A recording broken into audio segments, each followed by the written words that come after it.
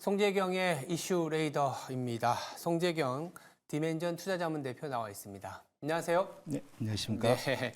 주 초반이니까 이제 이슈 중에 또 지난주의 동향을 좀 체크하고 주요 이슈가 좀 무엇이 있었을지 얘기를 좀 나눠보도록 하겠습니다.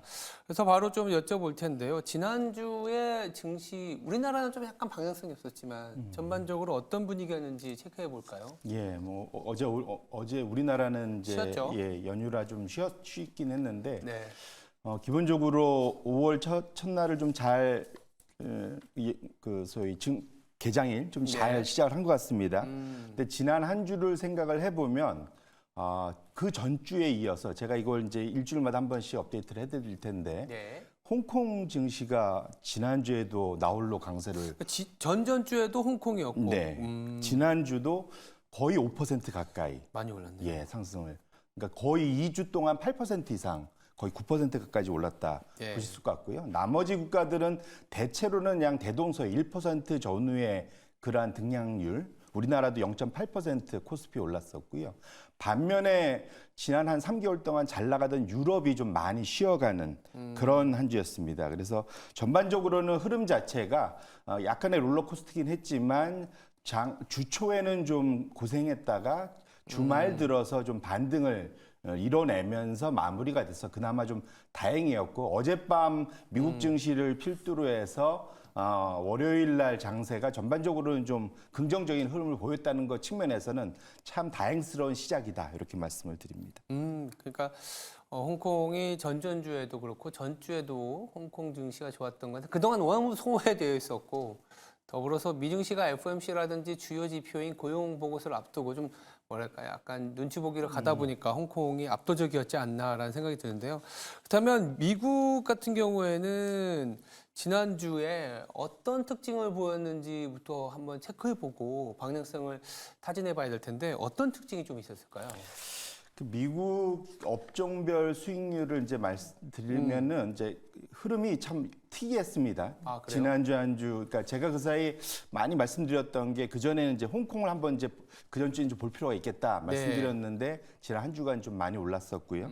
두 번째로는 제가 AI 수혜주라고 말씀드렸죠. 2차 AI 수혜주로 에너지와 유틸리티 말씀을 드렸는데 지난주 한 주 동안 유틸리티가 또 상당히 강세를 보였습니다. 네. 그래서 일주일 한 달을 다 합쳐놔도 일주일 동안 미국의 유틸리티 업종이 3.4%, 한 달간도 5%, 그러니까 한 달 내내 오른 거죠. 지속적으로 지금 우상향을 하고 있다라는 측면이고요. 여기서 제가 그래서 뭐 때문에 이렇게 올랐나 봤더니 네. 한 8, 9% 이상 소위 유틸리티 업종을 이끌었던 그 기업이 AES 콥이라는 회사인데 그 회사의 최대 그 호재가 뭐였냐면 아마존과 신재생 에너지 계약, 즉 태양광 계약을 장기 계약을 체결했다. 이제 이 뉴스입니다. 결국은 아마존이 AI 데이터 센터를 하는 주요 플레이어 중에 하나지 않겠습니까? 그렇죠. 결국은 그들과 연계되어 있는 AI의 전력을 공급하는 기업들, 유틸리티 업종이 기업들이 확실히 많이 올라가고 있다는 측면에서 놓고 보면 지금 AI 수혜주의 업종을 좀 더 확산해서 투자자들이 이제 종목들을 찾고 있다, 업종을 찾고 있다라는 거는 눈여겨 보실 포인트이지 않겠냐 말씀을 드리고요. 네. 두 번째 2등은 이제 부동산입니다. 네. 앞서서도 출연자분도 얘기했지만 지난주에 이제 고용 지표가 발표되면서 금리가 좀 하향 안정화 그렇죠. 되는 것 이런 것들이 결국은 그 부동산에 가장 민감한 금리에 가장 민감한 업종인 부동산 업종이 이제 2등을 했다. 그 사이 많이 빠지기도 했지만 그런 것들이 이제 확실히 큰 변화의 흐름. 그다음에 이제 뭐 우리가 늘 아는 뭐 기술주나 경기소비재 등이 그다음 이제 3, 4등을 차지를 했고요. 맨 마지막으로 보면 좀 많이 빠진 게 전반적으로 특이하게 이제 지수 때는 유지가 되는데 홀로 많이 빠진 것이 에너지 업종입니다. 당연히 이제 유가가 흐르면서 많이 빠졌는데 이번 주에는 유가가 이제 상승해서 다시 시작되는 한 주이기 때문에 이런 거는 또 다시 유가 흐름과 맞춰서 캐치업이 충분히 될 수도 있지 않을까 이렇게 생각을 해보고 있습니다. 지난주 미국도 뭐 주 초반까지는 좀 주춤되긴 했지만 전체적으로 보면 금리와 AI 이렇게 이제 설명이 되는 유틸리티 부동산이 좋았고 에너지는 이제 유가 하락으로 인해서 좀 부진했다 정도. 그렇다면 미국의 업종은 AI와 금리에 연동된 흐름이 굉장히 좋았는데 국내 지난주는 사실 우리는 좀 방향성이 좀 없긴 했습니다만 어떤 특징들이 좀 있었을까요? 예, 제가 말씀드렸지만 미국의 방향성과 우리는 좀 다른 게 왜냐하면 업종 구분 안에 들어있는 종목들이 좀 많이 다르죠. 많이 달라서 네. 이제 일관성이 없어 보이긴 하는데 네. 사실 그 안에 종목들을 분리해내서 미국 업종 스타일로 바꿔놓으면 시차가 있을지언정 거의 비슷하게 쫓아가는 그런 흐름은 있습니다. 우리나라는 보면 소프트웨어, 인터넷, 게임주가 속한 그 커뮤니케이션 업종이 상당히 강세를 보였고요. 예. 제가 눈여겨봤던 건 게임주들이 그 사이에 한 3년 이상 빠지다가 네. 최근 들어서는 좀 바닥을 잡고 좀 꿈틀꿈틀하는 그런 모습들을 보이고 있다 말씀을 드리고 싶고 두 번째는 사실 구리 가격이 지속적으로 연초에 우상향을 하고 있습니다. 지난주도 많이 올랐고요. 이것도 어떻게 보면 미국의 유틸리티 올라가는 흐름하고 그렇죠. 비슷하지 않을까. 예, 맞습니다. 그런 것도 있고 기본적으로 중국이 이 산업금속 쪽 구리나 포함된 재고를 계속 리스타킹하고 그런 있습니다. 것도 있구나. 예, 그러니까 재고 축적을 지속적으로 하고 있어서 이런 것들이 산업금속 관련된 그 관련주들, 우리나라 뭐 풍산이나 이런 종목들이 있겠죠. 그렇죠. 이런 종목들이 지속적으로 지난주에 한 주간 좋았었다. 그 다음에 그동안 오랫동안 또 쉬었던 종목인 화학주들, 전통 화학주들 이런 종목들이 속한 그런 소재 업종이 확실히 2등을 했다 보셔야 될 것 같고요. 그 다음에 이제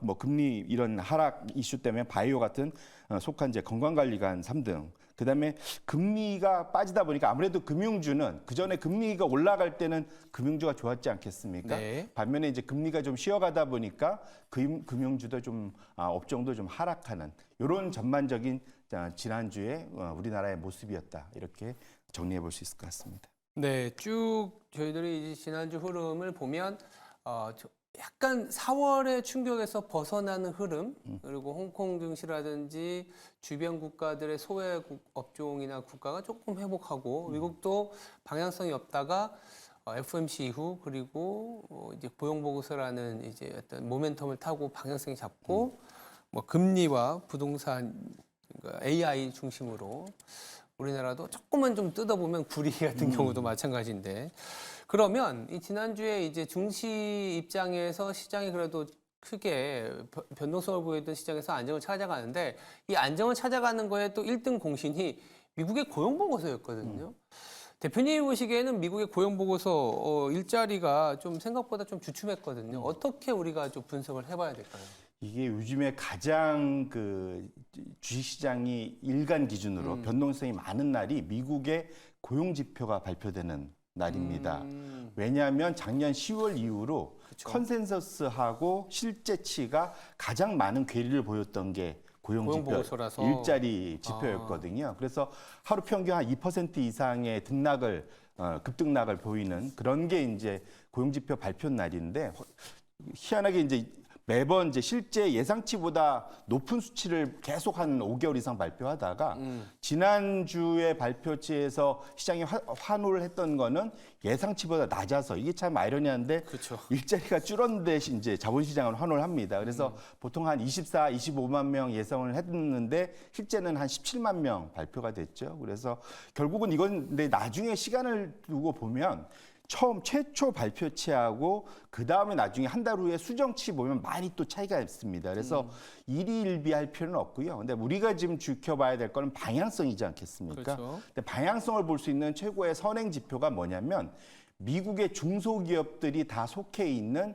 전미 저희 자영업자 연맹이라는 게 있습니다. NIFB라는 거기에다 매달 이제 물어봅니다. 소위 중소기업 사장님들한테 앞으로 고용을 더 늘릴 계획이십니까? 줄일 계획이십니까? 계속 그걸 이제 소위 이제 고용 의향이라고 물어보는데 네. 이거 자체가 4개월 정도 선행을 하는데 그 아까 차트를 한 번 더 열어봐 주시면 이미 많이 내려가고 있어요. 앞으로는 고용이 좀 더 줄어든다. 부진해질 것이다. 그렇죠. 앞으로 일자리 우리가 신규로 계속 사람을 취업시키는 것을 좀 덜 할 거야라고 이제 그러니까 얘기를 하고 있는 거거든요. 그게 이제 짙은 파란색으로 지속적으로 우하향하면서 내려오고 결국은 이것을 시차를 한 4개월 텀을 두고 실제로 우리가 보고 있는 비농업 고용 지표가 발표가 되고 있는 거거든요. 그래서 적어도 지금 앞으로 몇 개월 동안은 고용, 그러니까 인플레이션, 물가는 지금 전혀 안 잡히고 있어 걱정이 하지만 네. 고용 지표는 확실히 하향 안정화되고 있어서 뭔가 병주고 약주고 하는 느낌은 있지만 적어도 한 축에서는 금리 인상 가능성은 적어도 이제 배제할 수 있는 지표들은 계속 잡히고 있는 것은 다행스럽다 이렇게 말씀을 드립니다. 다만 여기서 금리가 앞으로의 방향이 제일 중요할 거지 않습니까? 네. 이번 주부터 지난주 이어서 이번 주에도 미국 재무부의 신규 그 소위 그 국채 발행들이 꽤 많이 잡혀 있습니다. 네. 다 합치면 한 1,000억 불 이상 될 것 같은데 이걸 또 얼마나 시장에서 소화해 내느냐가 또 하나의 관건이 될 수 있겠다 이렇게 말씀드립니다. 알겠습니다. 그렇다면 이제 증시 내에서의 또 다른 이슈들을 조금 점검을 해봐야 될 텐데 공교롭게도 국내 증시하고도 묘하게 연결이 되는 게 조금 부진하거나 조금 뭐랄까 시장의 매기가 좀 소외되어 있는 업종들이 올라오고 있는 게 미국 같은 경우에는 그럴 때는 보통 보면 뭐 자사주 매입이라든지 이런 거 하지 않습니까? M7에서도 좀 소외된 게 테슬라와 더불어서 애플이었거든요. 근데 또 공교롭게도 지난주에 우리 증시에 또 밸류 프로그램 가이드라인이 나왔는데 뭐 어떻게 보면 끼워 맞추기일 수 있긴 하겠습니다만 주주 환호를 통해서 애플이 시세가 조금 괜찮았어요. 물론 워렌 버핏이 또 애플의 지분을 좀 줄였다고 하지만 크게 신경 쓸 건 없다 이런 얘기를 하긴 했습니다만 애플의 자사주 매입에 대해서도 우리가 한번 생각을 해봐야 되는 게 애플 같은 경우에는 또 주가가 좀 올라왔습니다. 이런 부분들이 우리한테 어떤 영향을 줄지 궁금한 상황이거든요. 사실 애플의 1분기 실적에 워낙들 기대가 낮긴 했고 실제로 실적치도 안 좋았습니다. 네. 매출이 전년 동기 비해서 마이너스 4% 하락했고요. 주당 순이익은 뭐 비슷하게 나오긴 했는데 그러니까 주력 매출의 절반을 차지하고 있는 애플의 아이폰이 거의 10% 출하량이 줄었어요. 엄청나게 이제 줄어서 사실은 이제 걱정스러운 수치는 분명 발표가 됐는데 다만 이걸 모든 거를 해결할 수 있는 것이 대규모 정말로 역대급 자사주 매입 소각 프로그램을 발표했습니다. 네, 규모가 맞아요. 1,100억 달러거든요. 이게 감이 안 오실 텐데 이게 우리나라 돈으로 한 150조 원 정도 됩니다. 150조. 근데 그래서 이걸 제가 한번 체크를 해봤어요. 이 150조 원, 1,100달러면 1,100억 달러면 어느 정도냐? S&P 500 기업 중에 한 8, 90위권 안에 우리가 잘 아는 보잉, 와. 그다음에 로키드 마틴 이런 회사를 그냥 통째로 살 수 있는 그 정도의 규모입니다. 그러니까 사실 대단한 거고요. 뉴질랜드 전체 주식시장의 시가총액보다 큽니다, 이것이. 그래서 사실은 그만큼 어마어마한 금액을 발표를 했기 때문에 네. 실망스러운 실적에 대해서도 그냥 눈 감고 넘어가 줄 수 있는 좀 더 기다려 줄 수 있는 투자자들의 인내심을 좀 더 끌어올릴 수 있는 그 정도의 규모였다. 이렇게 보셔야 될 것 같습니다. 사실 이제 우리 국내 주식시장은 밸류 프로그램이 나오긴 했습니다만 이제 주주 환원이 조금은 박하죠. 그래서 이제 주가가 저평가를 받고 있는데 이렇게 주식시장에서는 애플이 한때는 성장주였잖아요. 성장주였다가 지금은 조금 약간 소외가 되는데 이렇게 자사주를 사는 게 주식시장에는 조금 도움이 되는 건가요?